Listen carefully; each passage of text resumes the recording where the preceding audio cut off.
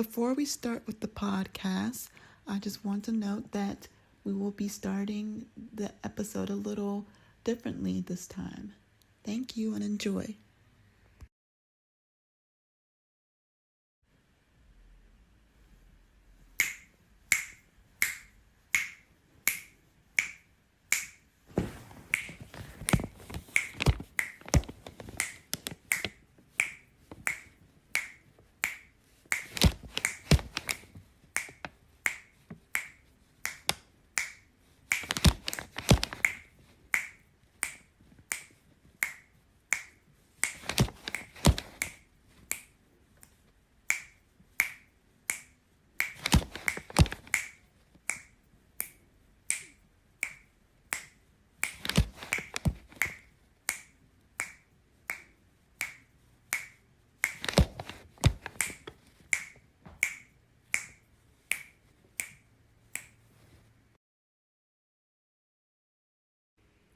Hello, everybody.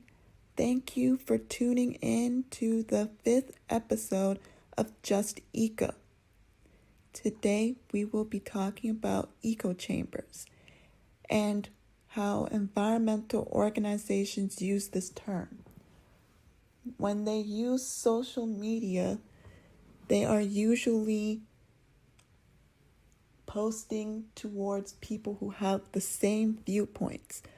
But today we will be talking about how environmental organizations can use echo chambers to try to grab people who have various viewpoints on the topic of climate justice. Today, I have with me is Sean Kelly, and he is from the organization Clean Foundations. All right, Sean, take it away. So, my question is to you, Sean. So, I want to start off by saying that echo chambers means that more opinions do not have to be as heavily analyzed or defended. So, how do environmental organizations get people who have different opinions, like the definition of echo chamber says, to engage with their posts and to understand the topic of climate justice and understand that climate justice is an issue that needs to be talked about and tackled? And how do they engage with their posts to understand that this is a serious problem? Remember that information alone rarely produces what can be called transformation. Just because people know what you know doesn't mean they'll think what you think. We need to engage people emotionally as well as intellectually, and this can be difficult. We want to change attitudes and/or spur action, so mere propaganda won't work. Messages have to be non-dogmatic, grounded, and relevant to people's lives or emotions. Therefore, we need to know our audiences and who you are trying to reach. Now, before we get into the specifics about climate change communication, a few general observations about humans and how we often view issues. People are more likely to do things if they see other people doing them, even if it counters what they know is logically correct. People are easily persuaded by other people whom they like or respect or trust. And when it comes to problems, the bigger the numbers, sometimes the less people care, even if this doesn't make any sense. People are hardwired to understand our world through emotions and stories, not just facts. There is considerable research that shows guilt or shame is not a good long-term strategy to promote change. It's better to find common ground and start a conversation that could inspire change and highlight opportunity. We need to talk about values that we share, connect the dots to how that matters to climate and how that affects us.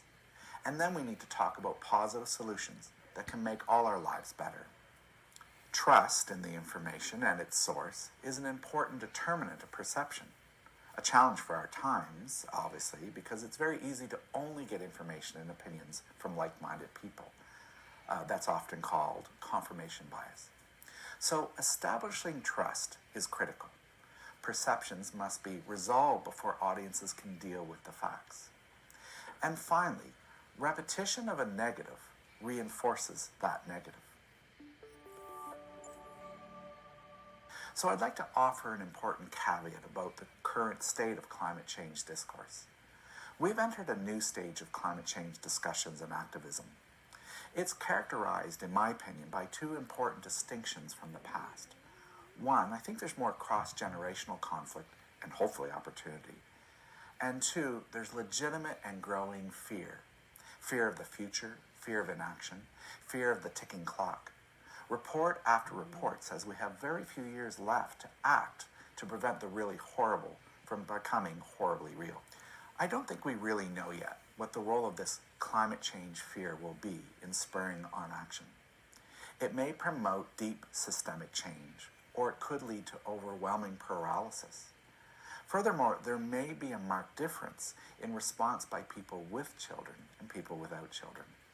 As you prepare to communicate about climate change, you'll want to know more about your key audiences and what you want them to do. Now, before you get into creating your key messages, you also need to think about the barriers that might prevent your audiences from taking action on climate change.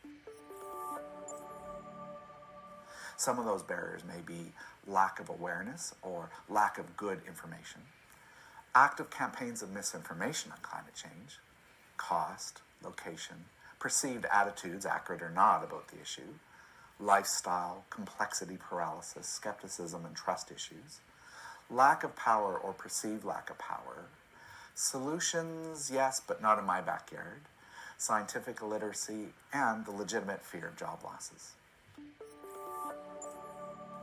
So here are some thoughts on challenges in climate change communication. People are highly motivated to avoid threats. If you're walking down a dark, isolated city street, you're vigilant for unexpected sights and sounds and probably pick up the pace to get back to a populated area as quickly as possible. If you step into the street and you see a bus bearing down on you, you jump back to the sidewalk. If people are motivated to avoid threats to their existence, why is it so hard to get people to act on climate change? Acting on climate change represents a trade-off between short-term and long-term benefits, which is the hardest trade-off for people to make. Ignoring climate change in the short term has benefits both to individuals and to organizations and businesses. In this short-term view, individuals do not have to make changes in the cars they drive, the products they buy, or the homes they live in, if they ignore the influence their carbon footprint has on the world. Companies can keep manufacturing in low-cost methods if they don't have to develop new processes to limit carbon emissions. Governments might be able to save money today by relying on methods for generating power that involve combustion rather than developing and improving sources of green energy, even those that are cost-effective in the long run. And many effects of climate change are distant from most people. People conceptualize things that are psychologically distant from them in time, in space, or social distance more abstractly than things that are psychologically close. When there are weather disasters that are probably a reflection of climate change, like wildfires or extreme storms, they may happen far away from where most people live. As a result, most people are not forced to grapple with the specifics of climate change, but rather can treat it as an abstract concept. And abstract concepts simply don't motivate people to act as forcefully as specific ones do. Now, that having been said, extreme weather events are getting closer to home each year, as we've seen in the news recently. I'd like to now offer a few thoughts on key challenges you may face when communicating climate change, and then get into some solutions. I was lucky to work for years as an adult educator on environment and global development issues, and along the way I was very fortunate to participate in training offered by George Marshall, the founder of the Climate Outreach and Information Network. I'd like to thank him for some of the ideas and analysis we're about to explore and how to better communicate about climate change. Okay, so here is a top 10 list of challenges we faced in communicating climate. 1. A large body of research-based evidence suggests that climate change struggles to overcome human psychological biases against threats that appear to be distant in time and place, and the effects of the solutions may not be seen until much later. Humans are well adapted to respond to immediate threats, but slow to accommodate moving change. Climate change is a process, not a singular event. 2. People often form and reinforce opinions based not on science, but through social interactions with peers, a mode of stories, values, etc. We also live in an era with active misinformation on climate change. 3. We interpret climate change through frames, which focus our attention but limit our understanding. They allow us to exclude or ignore meanings that lie outside of that frame. 4. Harm from climate change engages our moral brain, and many of us look for enemies. But, simplistically, climate change often lacks clear opponents. We all contribute to this problem, and we all stand to suffer the impacts. 5. The scope of the problem is complicated and overwhelming for many of us, and we have to deal with the what on earth can my small contributions really do to help response. This is a classic tragedy of the common situation. 6. Stats may be meaningless to many. What does 1 gigawatt hour of power actually mean? Also, low levels of scientific literacy can diminish understanding of the issues. 7. Fear of loss is powerful. Loss of jobs, loss of lifestyle, loss of convenience, money, etc. 8. Many political systems are based on roughly 4-year election cycles, so short-term thinking dominates. 9. For those already active on the issue, impatience for deeper action can be a barrier to support those incremental, smaller measures. And 10, a focus on adapting to climate change could affect the urgency of greenhouse gas emission mitigation and reduction. We need to bring the future mentally close, so people begin to feel the specifics of a daily life disrupted by a change in global climate. This will help reduce the psychological distance.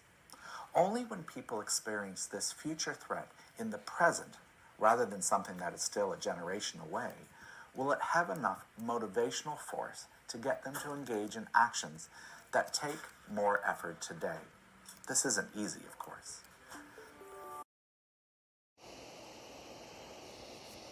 Well, that's all the questions that I have, but is there anything else that you would like to say on the topic that we are talking about today? So here are 15 ideas that I think could help overcome the communications challenges I noted a few minutes ago. With an issue as large and far-reaching as climate change, we should emphasize that change is happening in the here and now, and that we should, and importantly can, create concrete solutions. In our day-to-day lives, we often say, "It'll be fine," even when we don't really mean it. When it comes to climate change, the first task may be to say, "It's not fine." 2, we need to recognize those moments of proximity that we can take action on. For example, improving the energy efficiency of our homes, changing our driving habits, etc. Exploiting bad news opportunities and weather events also create moments of heightened awareness. Preparedness and protecting your property and the people you care about could be an entry point for conversations about climate change. 3, we should make solutions as easy as possible, but not simplistic. 4, storytelling about the issue and the solutions is important. Follow effective narrative rules with recognizable actions and motives, causes and effects. Humans respond to good stories. 5, create a narrative of positive change in which our action on climate change does not just protect what is already here, the status quo, but can also open up opportunity for a better society through example, positive change in remote communities, green jobs for youth, etc. 6, resist the simple framing of the issue. Be wary of creating false equivalency with the frame of those opposed to climate action. Example, if we fight climate change, we might put coal miners out of work. At the same time, we need to be aware of our own frames and keep an open mind. Listen to people who disagree with you and recognize that they can be sometimes a source of insight. 7. While there are stands on the issues that we have to take, be careful that enemy narratives do not fuel division or cut discussions short. Whenever possible, build a narrative of cooperation that can bring people together around a common cause. 8. Relate solutions to climate change to sources of happiness, social connections, social identity, and family. Research confirms that people are less motivated by money than we think. Money is sometimes a proxy for something else: progress, comfort, security, etc. 9. Build trust.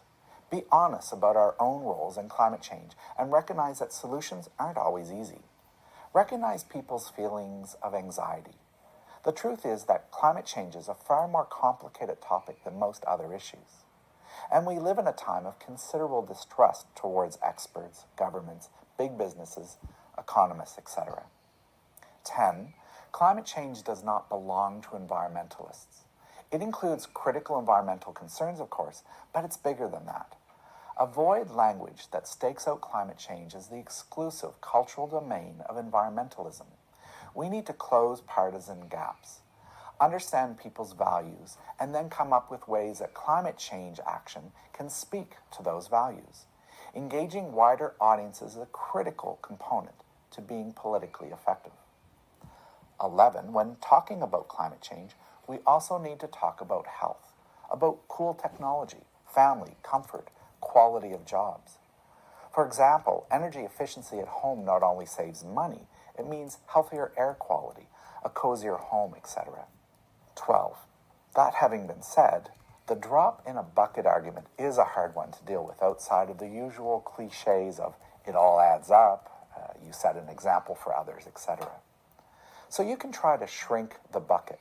Your drops would have a bigger impact in a smaller bucket. 13. Remind people that we have solved big challenges before. For example, the hole in the ozone layer. Promote the power of consumers and everyday citizens. 14. Play on pride. Use strategic peer pressure. For example, push the angle that your community can be a national leader on issue X or Y. And 15. Who the communicator is can be as important as the message.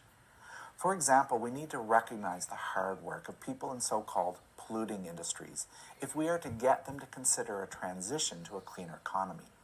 Get non-traditional leaders on board. So we've been talking about how to frame climate change as happening in the here and now. But we've also talked about how to frame the idea that climate uncertainty can offer opportunities for good jobs, for youth, for small business, for First Nations. When appropriate, we need to place negative info in a narrative arc that leads to get them to consider a transition to a cleaner economy. Get non-traditional leaders on board. So we've been talking about how to frame climate change as happening in the here and now. But we've also talked about how to frame the idea that climate uncertainty can offer opportunities for good jobs, for youth, for small business, for First Nations. When appropriate, we need to place negative info in a narrative arc that leads to a positive resolution. Talk about solutions that are practical, viable, accessible, and attractive.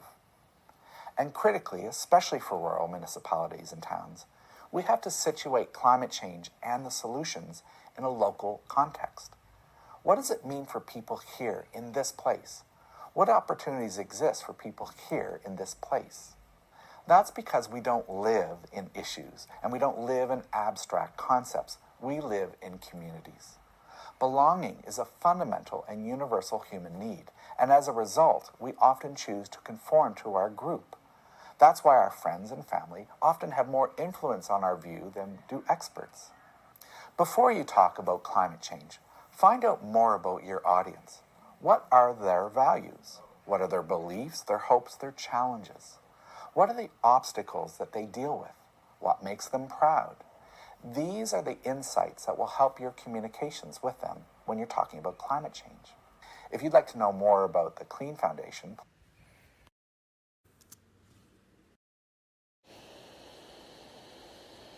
And that is all. Thank you, Sean And thank you everybody for tuning in to the 5th episode of Just Eco.